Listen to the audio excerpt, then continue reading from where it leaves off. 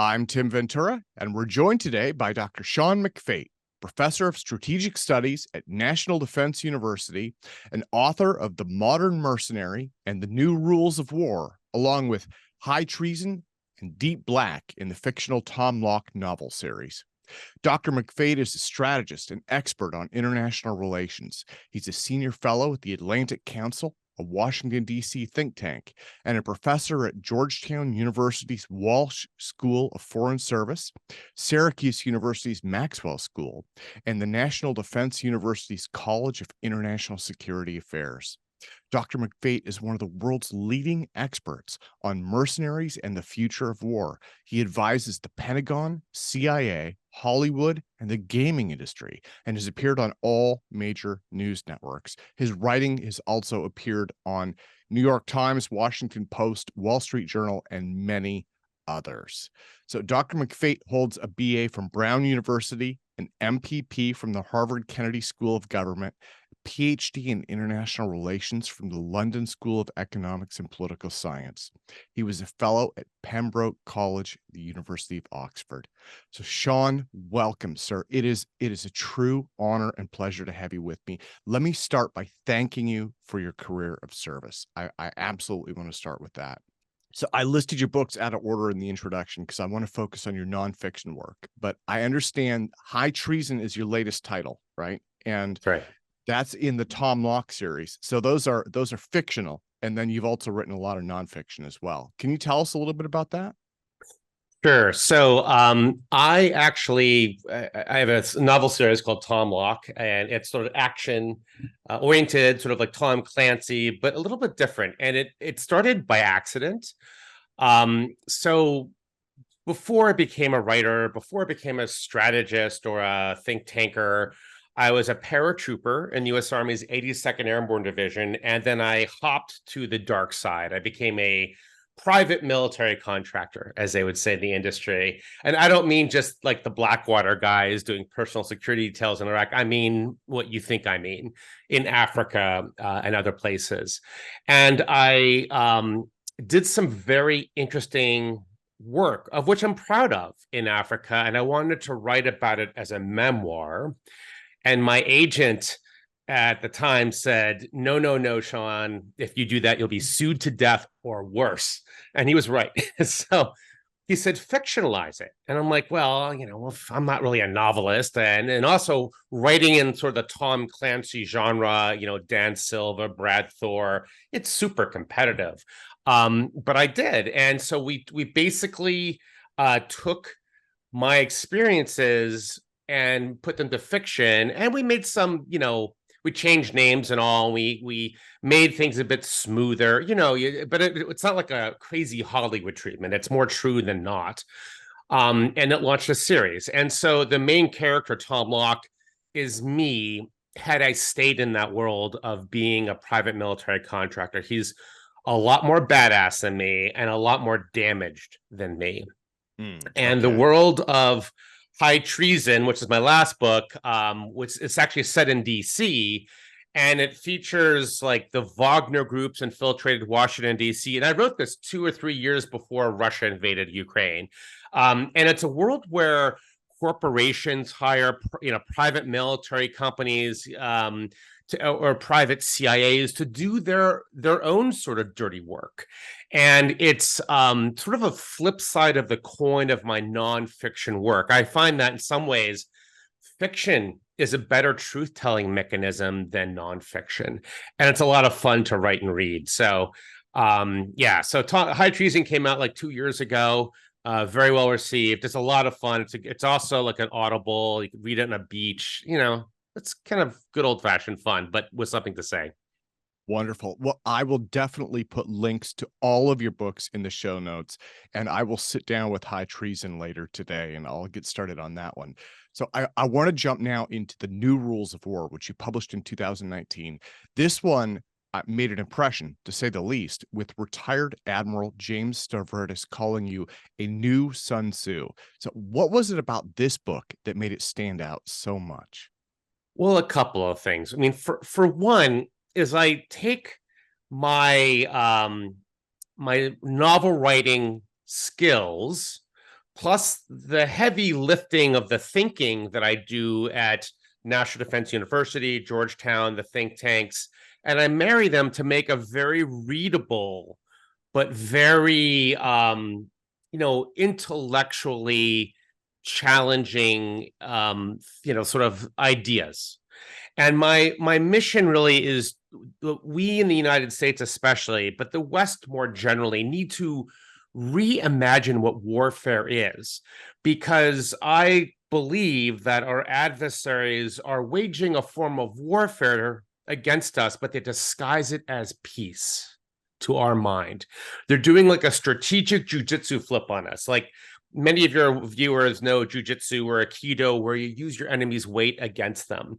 And that's what they're doing, but they're using our strategic paradigm, our strategic culture against us. So they do things that don't look like war to us, but they sort of attain war objectives. And I reimagine, like, well, in this type of warfare, here are 10 new ideas, principles, rules of war, so how to win these things. And it doesn't look like World War II, and it doesn't look like traditional war, and it doesn't look like what the Pentagon thinks war is. So the book has had a huge reaction. Either people in the Pentagon or in other countries too, from Singapore to the UK, see me as a prophet for the future of war, or they want to tie me to the stake and burn me alive. Usually one of those two. Well, and I'll go off my questions list a little bit, because what you just talked about there is something I've heard different aspects of that from several people recently. And to me, it makes sense. I mean, our major political rivals, adversaries, if you call them that, they can't go head to head with us, right? Right. And so we can't, I mean, for them, it wouldn't be advantageous to pursue this World War II style declare war, blitzkrieg attack kind of thing. But in terms of gray zone warfare and socioeconomic warfare and, theft of intellectual property and other things like that, again, as you've said, that lets them accomplish a lot of the same goals without having to declare war. Right. So let me give you an example of this. I mean, the truth is there's many ways to win war. And having the best military does not guarantee success, as we've learned in Vietnam, Iraq, and Afghanistan. You can win all the battles, yet still lose the war. And we won the Cold War and avoided major battle with the Soviet Union, and China is trying to do the same thing today. So here's an example of what I mean. So just think, when was the last time you saw a Hollywood movie with a Chinese villain? It's been quite a while. I mean, can anybody name anything, say, that's in this millennia? I mean, you could think of like Rush Hour, the 1990s. But think about it. We have like Russian villains, terrorist villains. We even have American villains, but there are curiously no Chinese villains. That's not by chance. It's because China bought Hollywood. Right? They legally bought it. So next time you see a movie and they, the pre-credits before the movie starts, or the studio credits, see if any are in Mandarin, or see if you see like Legendary Studios, which made things like Pacific Rim, which was a great movie, right? But in this is China owns Legendary Studios the way they own TikTok or the way they own Huawei. And also, if you're Sony and you're not owned by China, if you want your movie to show in China, which is the biggest movie market in the world, it eclipses ours now. If you want to make money on your movie, it has to show in China, and Beijing will censor it. Okay. And so that's why they're always the good guy. And in fact, in some movies like, Wolf Warrior 2, which never showed in the United States, it made over $800 million worldwide and didn't even show in the United States. And that's like George Clooney money. Or their new sort of Top Gun 2 movie called Born to Fly. I mean, they're trying to build their own Hollywood studio. And these movies vilify the United States. I mean, we are the outlined villain. Like in Wolf Warrior 2, it's like the original Rambo movie where they're Rambo and we're like North Vietnam. And so, and many of your viewers are going to say, well, that's fine, Sean, but that's like movies. I mean, that's not war. And the truth is, it's a form of victory. If all of our grandkids speak Mandarin as a second language and are sympathetic to Beijing values through things like movies, and it's how we won against the Nazis. By the time the Berlin Wall fell down in 1989, all West Germans spoke English as a second language and were sympathetic to American values. It's a sneaky way to win durable victory. So, yes, the China especially is using this stuff like this and lots of other examples because they know, as you said, that a head-to-head conflict with the United States militarily is organized seppuku. Okay. Well, so given your experience and expertise in military theory, I wanted to change topics a little bit and ask about the Ukraine conflict, right? Because that is the big one. I mean, for this year and definitely the second half of last year. So have you had to revise your expectations of this since it really started to, I guess, build steam, right, last year? No, actually, not at all. I think a lot of experts, so-called experts, I'll say, get the war completely wrong. So it's something that we would call selection bias and confirmation bias in the intelligence community or in academia, where selection bias is like you or confirmation bias are similar. It's like Republicans who only watch Fox News or Democrats who only watch CNN. You tend to gravitate to news or information that confirms what you expect to be true, confirms your biases. And the United States of America and our strategic classes are very conventional war. I mean, you've heard the saying that generals always fight the last war that they won. Well, if we're being honest, that's World War II for the United States of America. And World War II is the ultimate conventional war. It's the paradigmatic, conventional war of state on state, military on military, tank on tank. And so we gravitate towards that in like Bakhmut, where it looks like Stalingrad or Verdun, where you have front lines and trenches and tanks, and we're like, oh, that's war, that's traditional war.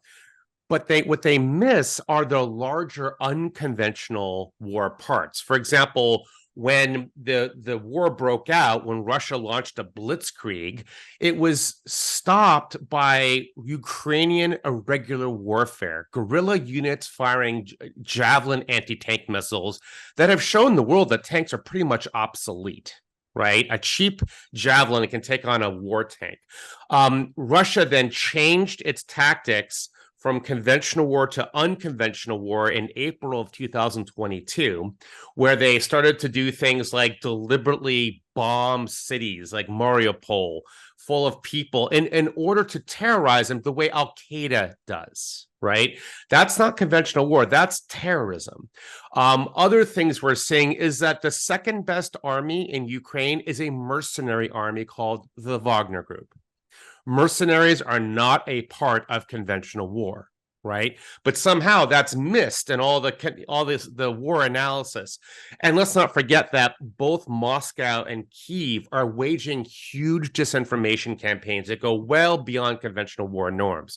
So Kyiv does this a lot too, and we fall for it. So we all remember Snake Island? In the beginning of the war, some Ukrainian soldiers were on a small island, and the Moskva, which is the Russian flagship of the Navy, was they gave the finger to the Moskva, and the Moskva killed them, and that became a postage stamp and a big thing. And it turns out it was a huge disinformation op on the West. Those guys were fine. So, Ukraine is playing disinformation the same way Russia is. So none of these things are conventional, and we focus on the battleground in Bakhmut, but all the other stuff we seem to ignore. So, and I think we can't ignore. I mean, yes, there are some aspects that are conventional, like a war of conquest seeking territory, and a war of sort of military. But I think that this war is far more than conventional. Interesting. Yeah. It's there have been so many things that have kind of jumped out at me. I think one of the big ones is this. It's almost like this eclectic mixture, right? Where, as you Yeah. mentioned, tank warfare, which I mean, and from what I've heard, Russia is now down to, I believe, their T-34 tanks, World War The II World era War II tank. one. Yeah, yeah, Yeah, World War II era tanks. yeah, But then that contrasts so heavily against these magazine stacks of Russian drones. And I yeah, saw a photo of one of those, and that's like something out of Star Wars, right? Where yeah, the drone flies off and another one literally slides down the stack into position, just like a magazine. yeah, So it's this strange eclectic mix. And yeah. then one of the other things that I have seen is what appears to be, I mean, illegal, right? Like phosphorus bombs, I believe. Yeah, white phosphorus Um, bombs, Willie P. Mhm. yeah, so it seems very different. It's like they're drawing from elements of World War One, World War Yeah, II, and something, I guess, that's evolving underneath this. right. So the truth is that warfare evolves. It's not static. And we shouldn't be shocked that, I mean, organized violence will never go out of style. I mean, no matter how enlightened the human race becomes, we'll always find new ways to kill each other. It's just, call me a pessimist, whatever. I just believe that. But warfare it evolves. From like Napoleonic warfare was different than what became before it. World War One was different. War today is different. There's some aspects that are kinetic. There's some aspects that are different, and then there's things change. And one of the problems with the laws of armed conflict, the laws of war, is that they're kind of set in concrete in the warfare of the early 20th century. They are meant to mitigate conventional wars vis-a-vis pre-nuclear state power wars. And they really don't work today, which is why nobody really obeys them. And I think that one of the things in my book, The New Rules of War, is like, look, we can keep the status quo of trying to fight the laws of armed conflict, even though it's outdated and our adversaries use it against us. We can update it to reflect modern warfare, in which case, what would it look like? Or we can ignore it and say, hey, it was a noble experiment, but it's, hubris to try to mitigate the battlefield. But what's clear to me is keeping the status quo is, that may brief well in a law classroom, but to a war fighter, that's death. It's a liability. And I don't, and some other things too. But yeah, I think we should update our laws of armed conflict. Yeah. Well, let me jump into the mercenary aspect of this, because Right. you wrote The Modern Mercenary. And as you Right. mentioned before, this is an area that you have personal knowledge and expertise in. So this is based in some part on your own experiences. Can you tell me a little bit about how you put those experiences into book form? Yeah. So, well, first of all, The Modern Mercenary came out about 10 years ago, and it predicted the Wagner Group. And other things as well. I mean, it's not just the Wagner Group. We're seeing, mercenaries 2 or 3 years ago assassinated the president of Haiti, and we caught them, but they don't even know who hired them. So somebody assassinated the president of Haiti and got away with it. A Green Beret mercenary popped out of house arrest the chairman and CEO of Nissan Corporation in Tokyo a few years back, who was under house arrest in Japan for corruption from the Nissan cars. And they, in a CIA exfiltration, put him onto a corporate jet and flew him to Beirut. Doesn't have an extradition treaty with Japan, which is where he lives today. I mean, we're getting to a point now where, ExxonMobil someday will have its own private army, as will Elon Musk if he wants to, and private CIA. And I came from that world, and I couldn't believe what I was being paid to do. And I thought it was crazy. And then I had a couple of close calls and close experiences, which I really can't talk about, that made me think like, nobody in my industry is old. So maybe I should get out of it. But I felt a calling to try to pull back the curtain on this world. And because what we had was a lot of outsiders, like journalists and researchers and PhDs and others, trying to look through the veil of the private military and the mercenary world, which is deliberately opaque. When you really want something done secretly, you don't have SEAL Team 6 do it because they'll write a memoir. You have the industry do it. And they're very good because some of them are former SEALs, and if things go really bad, you can just disavow it. So they give plausible deniability to military operations, and plausible deniability is becoming ever more powerful because we live in an information age. So when warfare exists in an information age, what really gives you power is being sneaky and not doing blitzkriegs, which is one reason why Putin, when he did his sneaky war into Ukraine in 2014, he got away with it versus the blitzkrieg in 2022, where it was kind of idiotic. But I back, this is like 15 years ago when I was trying to get out of the industry, trying to write about it, was using my insider information. No, I was basically an industry insider who was no longer beholden to the industry. And there were some players who went after me legally. I was in Washington, so they really couldn't go after me physically. And we resolved that. But that was the first book. And then I launched the Tom Locke series. Tom Locke is a mercenary. He works for private military corporations and he's a very conflicted hero. It's not like black and white morally, which is what so much in the genre is. And also the books, I'm sorry I have to plug this, but the books have strong female warriors based on women I knew, because women are warriors and they're not disguised. They're not like men with tits, they're like female feminine warrior fighters who kick ass. And it's interesting to work alongside them. So I try to, show what that looks like in real life. But mercenaries is it's one of the greatest insecurity trends of the early 21st century, and we just don't take it seriously enough. Even with the Wagner Group, people are still playing catch up. Well, one of the things that I'd wondered about actually was when you were talking about 2014, right? When the Ukraine conflict really started, that was also the date that the Wagner Group began.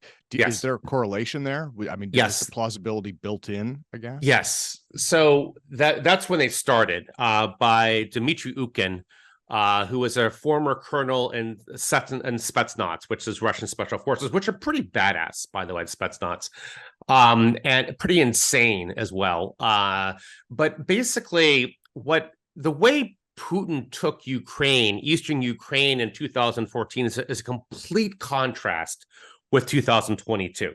And, he won one and is losing the other.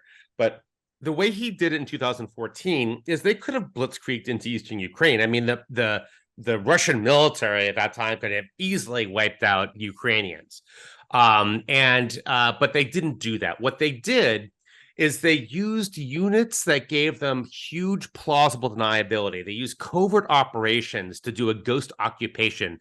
Things like Spetsnaz special forces, mercenaries like the Wagner Group, Little Green Men, these astroturfed separatist Russian, pro-Russian units that were really working for the Russian GRU, their military intelligence, and loads of propaganda done by the Troll Factory, which is actually known as the Internet Research Agency, also owned by the same guy who owns the Wagner Group. And what the Troll Factory did is they layered bullshit everywhere. They created a fog of war. And through this fog of war, these covert units slithered through it.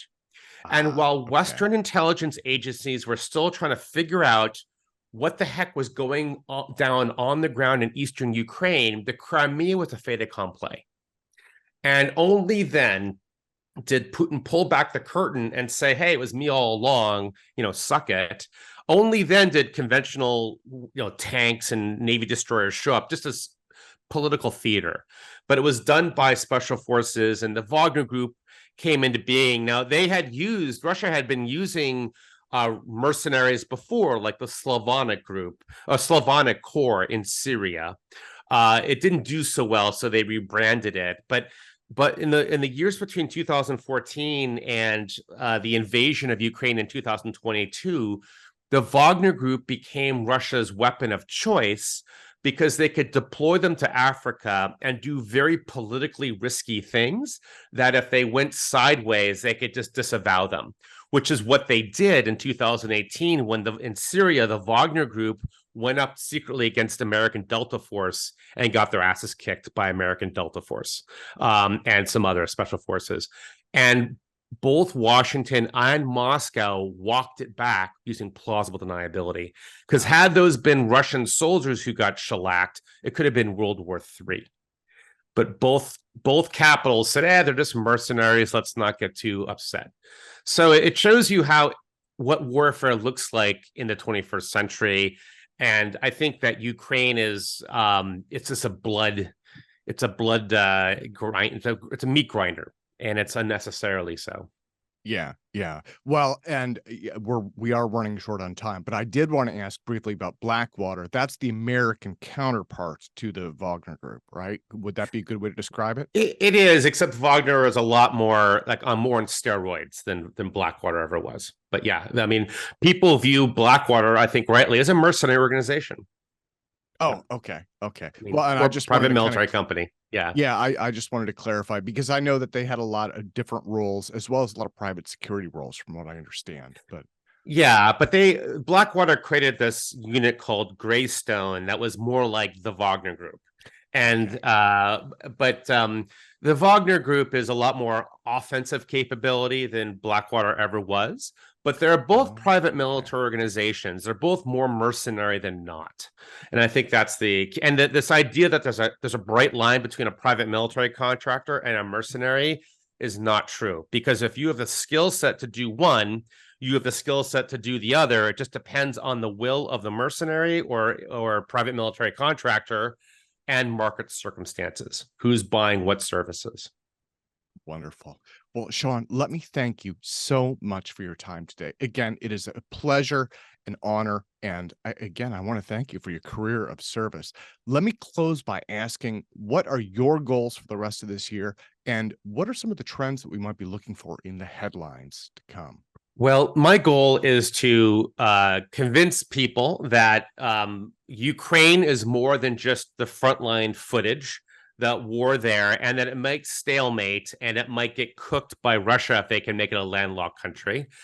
And also to understand that the future of war is actually sneaky. How do you wage war but disguise it as peace to your enemy? And maybe the US should start getting sneaky itself. Because right now the US is like, we don't do that. It's dishonorable. But I'll leave your viewers with this question. Is it somehow better to lose honorably than to win dishonorably?